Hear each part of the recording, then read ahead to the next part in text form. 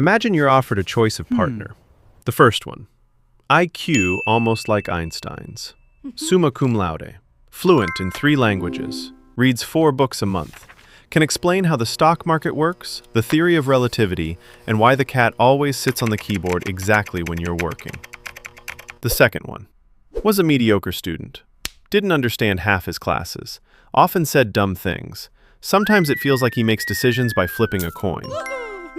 Now guess, who's more likely to be a millionaire in 10 years? Most people would confidently point to the first guy, and they'd be wrong. No, I'm not saying smart people can't get rich. Of course they can. But you know what's really strange? If you look around, very often the smartest people we know live pretty ordinary lives. Normal job, normal salary. The eternal phrase, now's just not the right time. Mortgage, loans, stress, waiting for a promotion.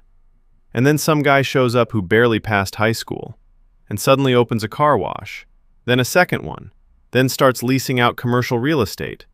And you sit there, watching all this, thinking, how is this even possible? Does intelligence really mean nothing? Or were we taught the wrong things our whole lives? Here's the interesting part. The answer turned out to be a lot more uncomfortable than that. Because the problem isn't intelligence.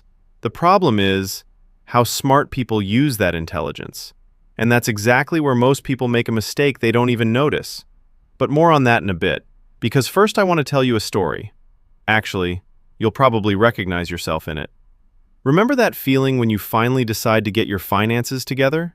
You open YouTube, you type, "How to become financially independent," and off you go. 7 habits of the rich, 10 mistakes of the poor, how to invest from scratch, ETFs for beginners, passive income. An hour later, you're watching a video about tax breaks in the US, even though you live in Kazakhstan. Half an hour after that, you're reading an article about how billionaires wake up at 5 a.m., and you start to suspect, maybe the real problem is that you get up at 7. Then you find a budgeting app, then another one, because the first wasn't pretty enough, then another, because the second one doesn't sync with your bank. At some point, you've got 5 apps to help you save money. Each one costs money. Makes total sense. Very logical. I once spent 2 weeks picking the perfect expense tracking app. 2 weeks. Know how much money I saved? 0. But I did pay for 3 premium subscriptions. Sometimes I think, if there were an app that helped you quit all your other apps, I'd subscribe to that one too. And the funniest part, I actually felt productive. Every night I went to bed thinking, today I got a little smarter.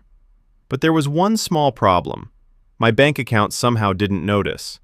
And here's where it gets interesting. Our brain is really good at fooling us, beautifully. It doesn't like uncertainty, doesn't like risk, doesn't like looking stupid. So it invented the perfect trap. It makes us confuse preparation with progress. It feels like if you just read a little more, study a little more, compare a few more options, then eventually you'll make the perfect decision. But there's one problem. Perfect decisions don't exist. There are only decisions that got made, and decisions that stayed an open tab in your browser. This is where most people suddenly recognize themselves. You've probably noticed, sometimes planning feels a lot better than doing. A plan can't fail. A business plan is perfect. A spreadsheet is perfect. A strategy is brilliant, as long as it only exists in your head. But the moment reality shows up, everything gets a lot harder. That's exactly why some people study investing for 10 years without ever buying a single share. 10 years reading books about business, but never registering their first company. 10 years dreaming of starting a YouTube channel, but still picking out the perfect microphone. By the way, if you just thought, well, a good microphone is actually important, congratulations. The trap just started working on you. But the most annoying part, we almost never notice it happening to ourselves. It feels like we're moving forward, when really, we're just standing still, very comfortably. And you know who falls into this trap the most? Not lazy people, not unintelligent people. It's the very smart ones. And the reason is so paradoxical that when scientists started studying it, even they were surprised by the results. There's one thing almost nobody talks about. It's the exact thing that makes smart people poorer. No, it's not a lack of knowledge, not a bad job, not even a small salary. It's one habit, one so harmless that most people consider it a virtue, the desire to do everything right. Sounds wonderful, but only until you realize one thing. Money rarely goes to the people who do everything right. It more often goes to the people who just do things imperfectly, with mistakes, sometimes even stupidly, but they do them. Remember how we were taught in school? Before a test, you can't make mistakes. Before answering at the board, you need to have studied everything well. Before an exam, you need to be perfectly prepared. Every time we were taught the same idea. Prepare first, then act. And that actually works for school. But it doesn't work at all in real life, because life isn't a test. In life, nobody ever says, "Congratulations, now you're ready to start a business," or "Now you can invest," or "Now you're smart enough to ask for a raise." That day never comes. Here's the funny part. I know a guy who studied the stock market for 3 years, read Buffett, watched lectures, knew company financial ratios better than his economics professors. And guess how many trades he made in those 3 years? 0. Not a single one. But he could talk for hours about why now just wasn't the right time to get into the market. Then there was another guy who barely understood half the terminology. He just bought an index fund every single month, didn't look for the perfect moment, didn't try to beat the market. A few years later, the second guy had built a decent amount of capital. The first guy was still waiting, searching, analyzing, waiting for the perfect moment, which for some reason never came. And here's where the most dangerous swap happens. A smart person starts to believe that just a little more information will make the risk disappear. But the risk doesn't disappear. It just changes shape. You think you're avoiding a mistake. In reality, you're making a different one, inaction, and it costs a lot more. Picture two friends. One spends an hour every day studying swimming, watches videos, reads articles, learns fluid dynamics, understands why bodies float. The other one jumps in the pool after 5 minutes, chokes on water, gets scared, tries again. A month later. Who do you think can actually swim? The answer's obvious. But when it comes to money, we somehow start believing you can learn to swim without ever getting in the water. That's exactly why there's an entire industry built around endless preparation. Courses, webinars, checklists, challenges, new methods. Every single one promises the same thing. Just a little more knowledge, and it'll all click. But there's one uncomfortable question. If knowledge automatically led to money, why aren't university professors on the list of the world's richest people? Of course, knowledge matters. Matters a lot. But knowledge is a tool, not a result. A hammer by itself won't build you a house, and neither will a business book. And you know what's the most frustrating part? Most smart people fully understand everything I just said. They even agree, nod along, think, "Yeah, that's totally me," then close the video. And go looking for another video about how to stop procrastinating. The irony is just perfect. But that's not even the biggest problem. There's a habit that's far more dangerous. It's the exact thing that keeps smart people running in circles for years. And it all starts with one very pretty phrase. I just want to make the right decision. When I was in my early 20s, I genuinely believed rich people knew some kind of secret, that they made the right decisions, rarely made mistakes, and basically saw the world differently somehow. Then I started reading their biographies. And you know what surprised me most? They messed up constantly, sometimes so stupidly that you'd wonder if the publishers mixed up the chapters. Some poured millions into failed projects. Some fired people who competitors later scooped up. Some launched products nobody bought. The mistakes were everywhere. The only difference was one thing. They didn't turn the mistake into a tragedy. They just moved on to the next decision. Now picture the straight A student. His whole life, people told him, "Great job. Perfect score. That's the right answer. You're the smartest one here." Over time, he starts fearing the loss of that status. Being wrong becomes scarier than doing nothing at all. And that's where the real vicious cycle begins. The smarter a person is, the better they get at imagining every possible risk. Start a business? What if there's a recession? Invest? What if the market crashes? Ask for a raise? What if the boss says no? Move to a new city? What if I regret it? Write a book? What if nobody reads it? Start a YouTube channel? What if it only gets 200 views? By the way, that last one probably stings a bit, especially if you're watching this and you've been about to start for a year now. Our brain really is an incredible screenwriter. Give it 5 minutes, and it'll turn any decision into a disaster movie. Want to open a coffee shop? 10 minutes later, your head is already picturing a global financial crisis, collapsing coffee prices, an alien invasion, and a barista who quits on day one. And all of that before you've even signed the lease. The funny part, this mechanism actually used to help people. For early humans, imagining danger was useful. A bush might be hiding a predator.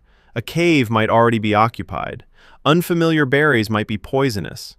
But today, that same brain switches into full alarm mode when you're about to buy $100 of stock. Thanks. Very helpful timing. And here's the main paradox. The higher someone's intelligence, the more possible outcomes they're able to imagine, which means the harder it becomes to make a decision. Sometimes high intelligence isn't an accelerator, it's a brake. But then the question becomes, if intelligence doesn't guarantee wealth, what does? That exact question completely changed how I think about money, and the answer turned out to be so simple that at first, I didn't even believe it. Let's meet Daniel. Although, you probably already know him, because Daniel is a composite of millions of people. He was that kid, always sat in the front row, turned in homework before anyone else. Teachers adored him. Other parents said, "I wish my son were more like him." And you know what? Daniel really was smart. Not just on paper, genuinely. He picked things up fast, remembered details, loved reading, enjoyed understanding how the world worked. It seemed like he had everything he needed to become rich one day. But in the same class was Mike, the complete opposite. If Daniel showed up to school with neatly labeled notebooks, Mike sometimes showed up without any notebooks at all. If Daniel read books, Mike sold gum to classmates at double the price. If Daniel stressed over a grade, Mike only stressed when he ran out of chocolate bars to resell at recess. Teachers couldn't stand him. "You're not going to amount to anything." He heard that phrase more often than his own name. 15 years later, Daniel works as an analyst. Good job, good salary, nice office, expensive laptop, a mug that says, "World's Best Employee," which, of course, he bought for himself, because the company definitely didn't give it to him. Every morning starts the same way. Alarm, coffee, traffic, work, meetings, home, TV show, sleep, repeat. He earns decent money, but somehow it's never quite enough. Every year he promises himself he'll start investing. Every year something gets in the way.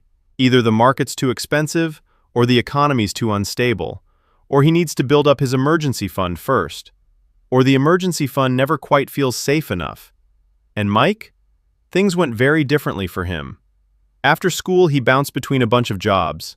Sold phones, washed cars, fixed bikes, started small projects, shut them down, lost money, started over. Sometimes it seemed like he had no idea how to make good decisions. But there was one thing about him. He never sat still. One day, Mike decided to install coffee vending machines. First month, barely anything. Second month, better. A year later, he added a few more machines, then a few more. Later, he started a small company to service those machines. Then he invested the profits into real estate. No genius idea, no magic, just one action after another. And then one day they ran into each other at a reunion. You know how those go. Everyone pretending they just happened to show up in an expensive car and always saying, "Oh, this old thing?" even though they bought it a month ago. Daniel showed up straight from work, exhausted. Mike showed up later, in an old t-shirt, no watch worth thousands of dollars, no need to prove anything to anyone. They got to talking, and Daniel finally asked the question, the one that had been bothering him for a while. "So, how did you pull it off? You never really liked studying." Mike laughed. "Still don't." Daniel smiled too. But then Mike said something that Daniel would remember for years. "You're still trying to make the right decision. I figured out a long time ago that a decision only becomes right after you've made it." Silence fell. because sometimes one short sentence hits harder than an entire book. Daniel wanted to push back, to say you can't act without preparation, that you need to analyze, calculate the risks, think ahead. But then he suddenly remembered that he'd been about to open a small online store for 5 years, studying investing for 3 years, picking out a camera to start a YouTube channel for 2 years, and not once had he actually done anything. The most painful part of this story isn't even that. It's that Mike wasn't actually braver. He was scared too, every single time, before every new project. The only difference was one thing. He didn't wait for the fear to go away. He just walked forward with it. And here's the interesting part. When researchers started studying successful entrepreneurs, they found one unexpected pattern. It had nothing to do with intelligence, or even talent. What they had in common was something else entirely, and most smart people underestimate it. Picture two people, both standing in front of a closed door. Behind that door is a new job, a business of their own, real money, a new life. The first person starts thinking, what if the door's locked? What if there's nobody behind it? What if it's even the wrong door? 10 minutes later, he's already mentally built 20 different scenarios. 19 of them end in disaster. The second person just grabs the handle. Sometimes the door really is locked. Then he moves on to the next one.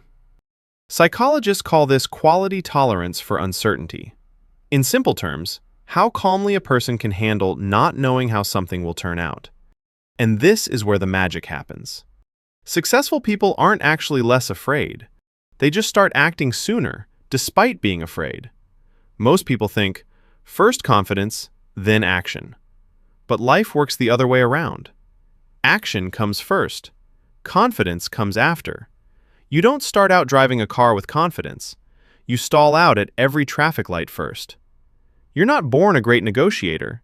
You start out saying dumb things, turning red, stumbling over words, and only then do you get better. But for some reason, when it comes to money, we suddenly demand perfect readiness from ourselves, even though that's never worked in any other part of life. There's something I understood way too late. In school, grades measure how well you answer other people's questions. In adult life, money shows up when you solve other people's problems. And those are completely different games. Picture two people. The first one knows everything about business. He can explain marketing, sales, taxes, investing, negotiation, all of it. The second one knows a little. But yesterday he called his first client. Today his second. Tomorrow his 10th. Who do you think will be further ahead a year from now? The answer seems obvious, but our brain stubbornly keeps picking the first guy. Why? Because knowledge looks impressive. Action often looks awkward. First sales are almost always clumsy. First videos are terrible. First negotiations are uncomfortable. A first business rarely looks like a success story. It looks more like a fire you're trying to put out with a cup of water. That's exactly why so many smart people never even start. They don't want to look like beginners. They want to look like professionals right away. But the truth is, people only become professionals after being willing to look like beginners for long enough. There's a tax the government doesn't collect. You won't see it in your banking app, but it's exactly what keeps millions of people poor. I call it the waiting tax. Every time you say, "I'll start next month," you pay it. "Let me save up a bit more first," you pay it. "I'll wait until the market calms down," another payment. And the sneakiest part? This tax never arrives as a bill. It arrives as missed opportunities. Imagine, 10 years ago you wanted to start investing, but decided to wait. Then a little longer. Then a little longer still. Today you look at the chart and think, man, I should have started back then. 10 years from now, you'll probably say the same thing about today. And this isn't just about money. A YouTube channel, a business, a new career, any big decision. We often think we're taking a risk by starting. In reality, we take a much bigger risk by waiting. I spent a long time looking for some magic habit, a special secret, an unusual way of thinking, something that would make everything click. But you know what I found over and over?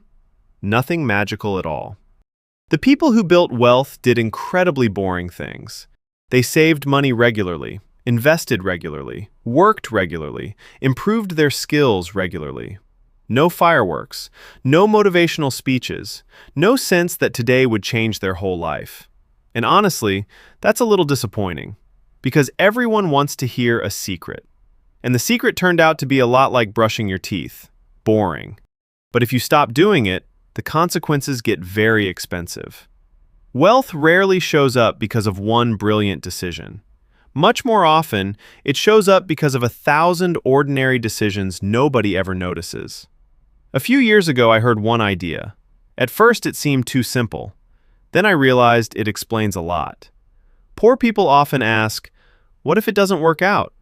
Rich people more often ask, what if it does work out? The difference is just a few words, but those words decide where your attention goes.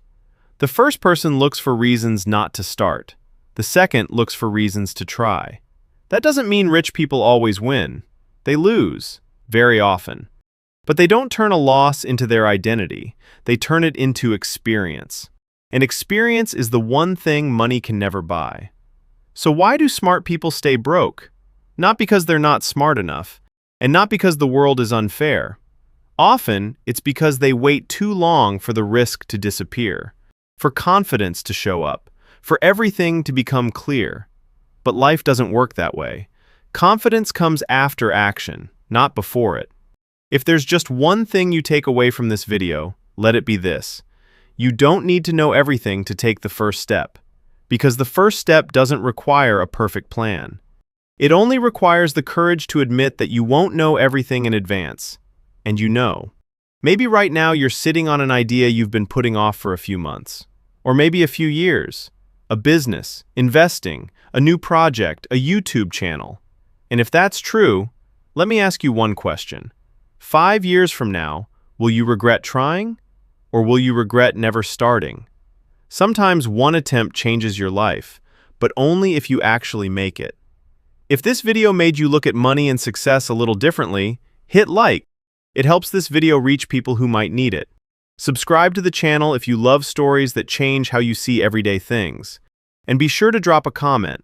What idea or dream have you been putting off for way too long? Maybe today's the day to take that first step. Thanks for watching all the way through. See you in the next video.